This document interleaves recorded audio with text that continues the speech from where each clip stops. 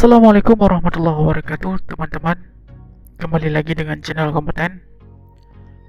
Kali ini kita hadir kembali untuk membantu rekan-rekan kita yang akan menghadapi ujian SKB ini, ya.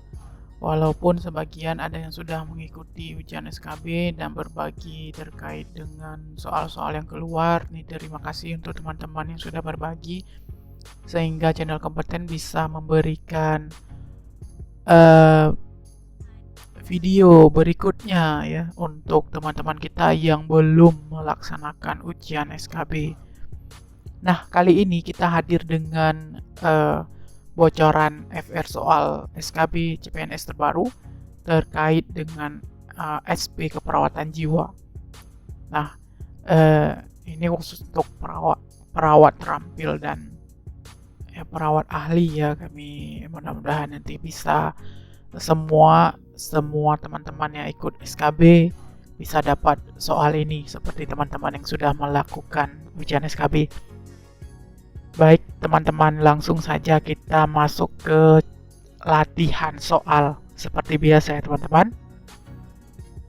Nah, ini adalah soal nomor 1.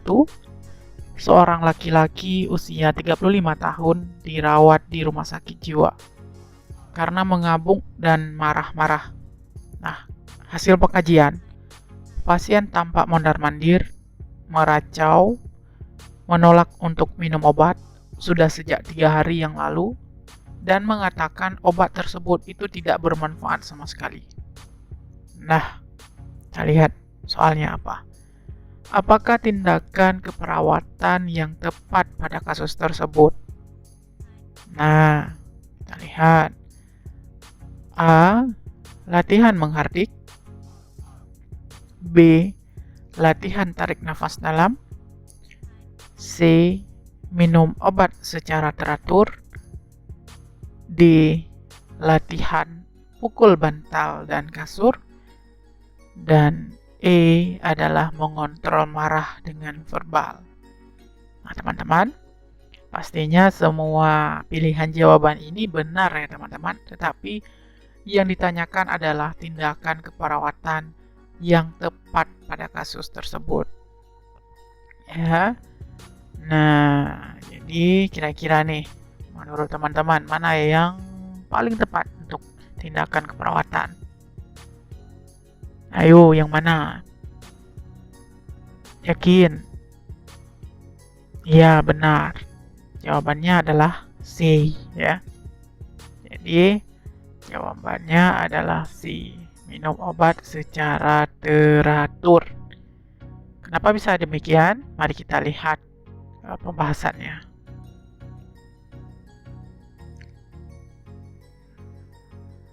Nah, ini pilihan jawabannya dan ini adalah pembahasannya. Ya. Nah, teman-teman sekalian, ya, di sini yang perlu kita garis bawahi adalah minum obat secara teratur untuk pilihan jawaban. Kenapa? Karena kalau kita lihat data subjektif, ini pasiennya menolak minum obat itu udah sejak 2 hari yang lalu teman-teman, dan mengatakan bahwasannya obat itu tidak bermanfaat sama sekali. Nah, jadi teman-teman, data-data di atas itu menunjukkan bahwa pasien ini mengalami masalah resiko perilaku kekerasan. Ya, kenapa demikian? Ya, sesuai dengan data yang ditemukan saat pengkajian, tindakan keperawatan yang tepat itu adalah melatih pasien untuk minum obat secara teratur. Ya.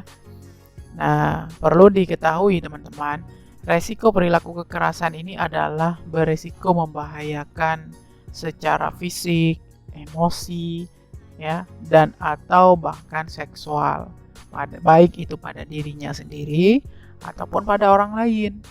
Nah, jadi adapun tindakan keperawatan untuk resiko perilaku kekerasan adalah berupa strategi pelaksanaan resiko perilaku kekerasan yang terdiri dari ada SP1 ya. Ya, untuk kekerasan ada SP1 yaitu mengidentifikasi penyebab, tanda, gejala, perilaku kekerasan yang dilakukan. Nah, kemudian, akibat dari perilaku kekerasan ini bisa menjelaskan dan melatih cara mengontrol perilaku kekerasan dengan cara fisik 1 dan 2, ya. Nah, bagaimana cara fisik 1 dan 2? Yang pertama itu adalah dengan tarik nafas dalam, dan yang kedua itu adalah latihan pukul bantal dan kasur, ya. Kemudian untuk SP2 teman-teman, ya. Untuk SP2 ini, ya. Nah, untuk SP2 ini dia melatih pasien minum obat secara teratur, ya. Kemudian untuk SP3 adalah melatih pasien mengontrol perilaku kekerasan secara verbal. Dan SP4, ya, ini adalah, kita di SP3 melatih pasien mengontrol perilaku kekerasan secara verbal, dan SP4 itu adalah melatih pasien mengontrol perilaku kekerasan secara spiritual. Nah, jadi lengkap sekali untuk pembahasannya teman-teman. Nah, kemudian nih teman-teman, jika memang teman-teman menanyakan bagaimana dengan opsi yang lain, nah kita tinjau nih satu-satu untuk tinjauan yang lain. Seperti opsi untuk latihan pukul bantal dan kasur. Ini teman-teman tidak tepat. Ya, kenapa? Karena tidak sesuai dengan kondisi pasien saat dikaji. Ya, jadi tidak sesuai. Kemudian mengontrol marah dengan verbal. Ini juga tidak tepat. Nah, kenapa? Karena juga sama ya sebenarnya. Jadi karena pada dasarnya tidak sesuai dengan kondisi pasien saat kita melakukan pengkajian. Nah, bagaimana dengan latihan menghardik? Ya, nah teman-teman kan tahu menghardik itu merupakan SP untuk pasien halusinasi, bukan untuk risiko perilaku kekerasan, sehingga ini juga tidak tepat.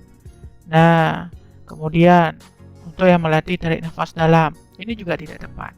Kenapa? Karena tidak sesuai dengan data yang kita temukan pada pasien saat pengkajian.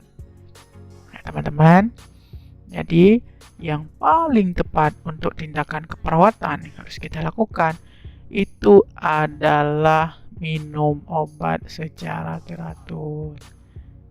Ini dia yang benar. Paham ya teman-teman? Oke, semangat. Mari kita lanjut ke soal berikutnya. Nah, ini dia teman-teman untuk soal nomor 2. Seorang laki-laki 29 tahun dirawat di rumah sakit jiwa sejak 5 hari yang lalu. Hasil pengkajian, pasien mengeluh makanannya itu diambil oleh temannya secara paksa. Dan pasien, ya, jadi tampak pasien juga sangat kesal dengan temannya dan merasa ingin memukul temannya tersebut. Nah, data objektifnya, wajah si pasien itu memerah dan tangannya menggepal. Ya, jadi rasa-rasanya teman-teman ini paham arah kemana nih, ya, untuk alur dari kasus nomor 2 ini. Yuk kita lihat soalnya. Nah, pertanyaannya adalah apakah tindakan keperawatan pertama kali yang tepat pada kasus tersebut? Ini ingat teman-teman, tindakan keperawatan yang pertama kali ya yang harus dilakukan itu apa pada kasus yang demikian? A. Latihan pukul bantal dan kasur. B. Minum obat secara teratur. C. Mengontrol marah dengan spiritual. D. Membina hubungan saling percaya. Dan E adalah mengontrol marah dengan cara verbal. Nah, teman-teman, ya, saya yakin teman-teman sudah tahu nih arahnya kemana. Gimana nih teman-teman, mana yang tepat untuk soal nomor 2? Yakin nih teman-teman? Itu jawabannya? Ayo kita lihat. Nah, yang benar adalah A, yaitu latihan pukul bantal dan kasur. Ayo kita lihat pembahasannya. Kenapa bisa itu menjadi pilihan yang pertama? Ini opsi jawabannya dan ini dia pembahasannya. Ya, jadi jawaban yang tepat adalah latihan pukul bantal dan kasur.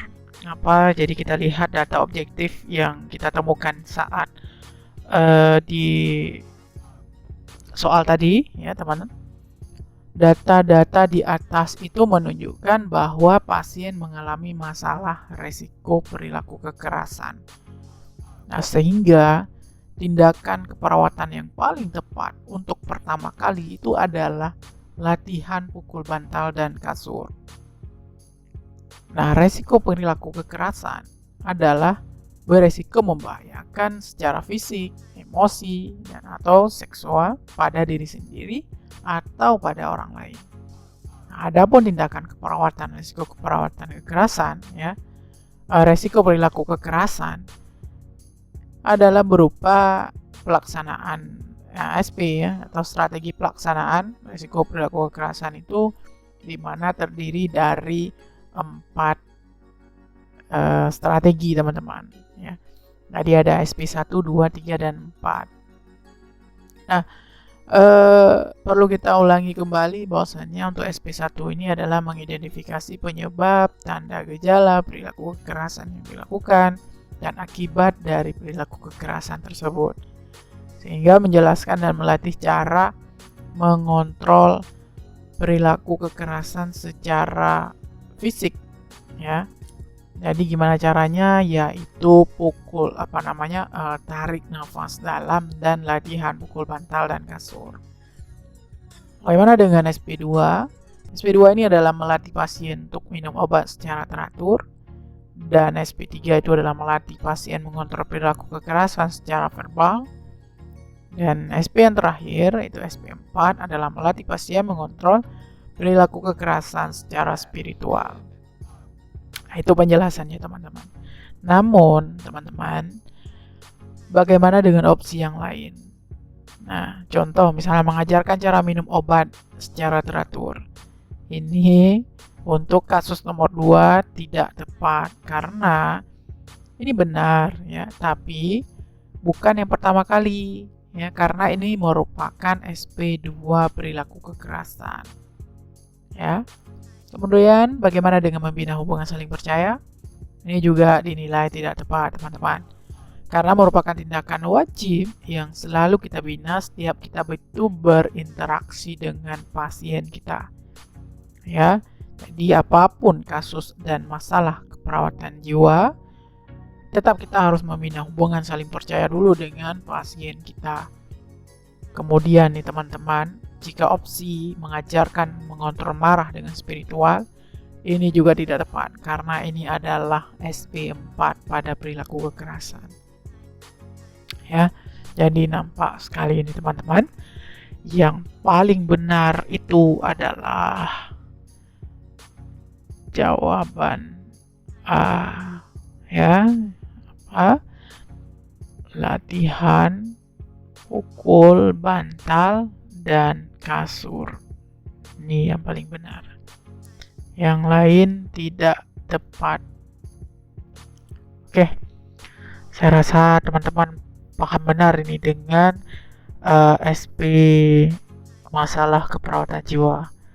Gimana nih teman-teman? Kita lanjut untuk berikutnya. Oke, kita lanjut untuk nomor 3 teman-teman ya.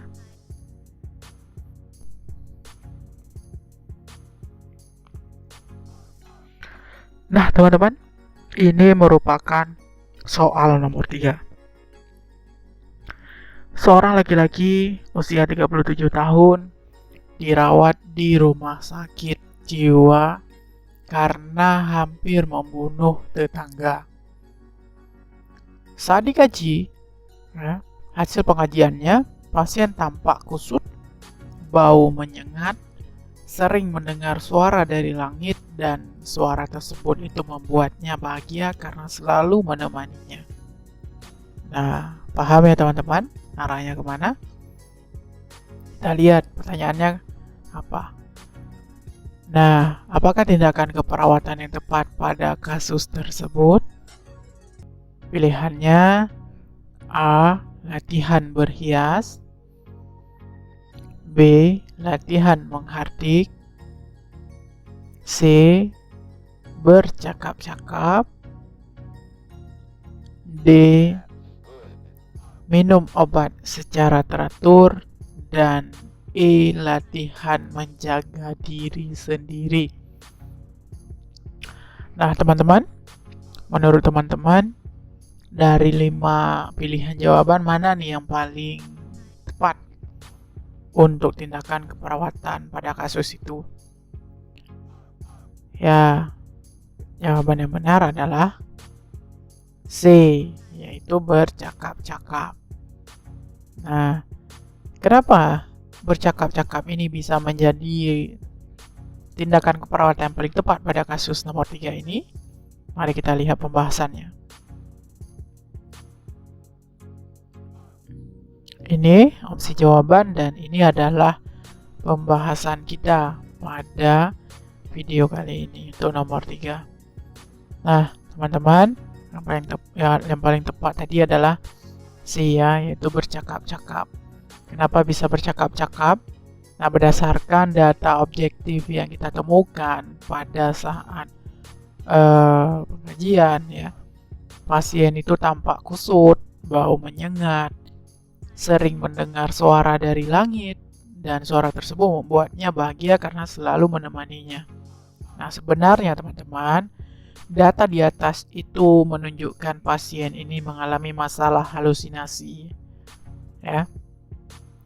Dan masalah dengan halusinasi, tindakan keperawatan yang tepat untuk halusinasi itu adalah untuk halusinasi yang terasa menyenangkan adalah dengan bercakap-cakap. Ya. Jadi kalau misalnya kita punya teman dan bercakap-cakap atau berbicara dengan teman yang ada di sekitar kita, ini akan menyebabkan halusinasi ini bisa membantu setidaknya bisa berkurang ya. Jadi walaupun nggak sembuh total, tapi dia bisa berkurang karena dia udah punya teman untuk berbicara. Tapi jika memang tidak ada, dia akan melihat atau mendengar suara halusinasi itu lagi ya. Karena teman-teman, halusinasi adalah perubahan persepsi terhadap stimulus itu baik internal maupun eksternal yang disertai dengan respon yang berkurang ya, baik itu berkurang, berlebihan atau terdistorsi. Jadi salah untuk informasinya teman-teman. Ini menurut SDKI pada tahun 2016. Nah, teman-teman, perlu teman-teman ketahui juga ya, bahwasannya tanda dan gejala halusinasi ini adalah mendengar bisikan atau melihat bayangan ya, kemudian merasakan sesuatu melalui indera perabaan, indera penciuman dia, indera pengecapan ya, kemudian distorsi sensori ya, dan respon yang tidak sesuai. Nah, distorsi ini adalah kesalahan informasi ya. Jadi apa yang dia rasakan kita juga tidak bisa merasakan. Nah, kemudian bersikap seolah melihat, mendengar, mengecap, meraba atau mencium sesuatu. Nah, salah satu tindakan keperawatan yang tepat itu adalah TAK atau terapi aktivitas kelompok. Ya, teman-teman. Itu stimulasi persepsi yang terdiri dari 5 sesi. Nah, apa saja itu? Ya, yaitu mengenal halusinasi, ya, kemudian mengontrol halusinasi dengan menghardik, melakukan kegiatan, bercakap-cakap dengan orang, ya, atau berbicara dengan orang yang ada di sekitar kita, dan patuh minum obat sehingga pasien ini dapat mengontrol halusinasinya dengan mandiri. Ya, seperti itu untuk pembahasannya. Namun teman-teman, jika teman-teman ingin tahu juga bagaimana dengan opsi yang lain, contoh misalnya latihan menghardik. Nah, ini dinilai tidak tepat teman-teman karena halusinasi pasien hanya terasa itu menyenangkan. Ya. Jadi halusinasi pasien terasa menyenangkan. Setiap orang yang memang dia merasakan kesenangan dengan halusinasinya, ya, maka akan sulit untuk kita mengajarkan dia untuk menghardik. Ya, karena dia otomatis dia akan lebih nyaman dengan halusinasinya, ya. Nah, kemudian bagaimana dengan minum obat secara teratur? Ini juga dinilai tidak tepat karena tidak sesuai dengan kondisi pasien pada saat ini. Nah, selanjutnya bagaimana dengan latihan menjaga kebersihan diri? Ya, ini juga tidak tepat karena ini merupakan tindakan keperawatan untuk masalah keperawatan jiwa dengan defisit perawatan diri atau DPD. Ya, jadi opsi contoh misalnya seperti contoh opsi latihan berhias, ya. Nah, ini juga dinilai tidak tepat karena lebih tepat diberikan kepada pasien dengan masalah defisit perawatan diri. Ya, jadi teman-teman, yang paling tepat di sini untuk nomor 3 itu adalah C, yaitu bercakap-cakap dengan orang sekitar. Oke teman-teman, saya rasa teman-teman bisa memahami ya. Mudah-mudahan semuanya bisa memahami ya apa yang ingin disampaikan channel kompeten. Itu semua merupakan berbagi ya. Kita berbagi apa yang memang sudah kami dapatkan, kami berbagi dengan teman-teman semua dengan harapan teman-teman yang akan ikut SKB ini bisa lulus semua dan bisa mendapatkan NIP ya. Jadi untuk pejuang-pejuang NIP nih ya, jangan pernah duduk dan berdiam diri saja ya, karena saat kita duduk itu banyak teman-teman kita yang lain itu mempersiapkan dan memantaskan dirinya untuk bisa menjadi ASN. Jadi teman-teman, kita harus lebih satu langkah ya, lebih di depan yang lain gitu. Oke, itu saja teman-teman. Mudah-mudahan bisa memberikan manfaat untuk teman-teman semua. Kemudian jangan lupa teman-teman dukung terus channel kompeten dengan cara subscribe, like, dan komen video kami teman-teman.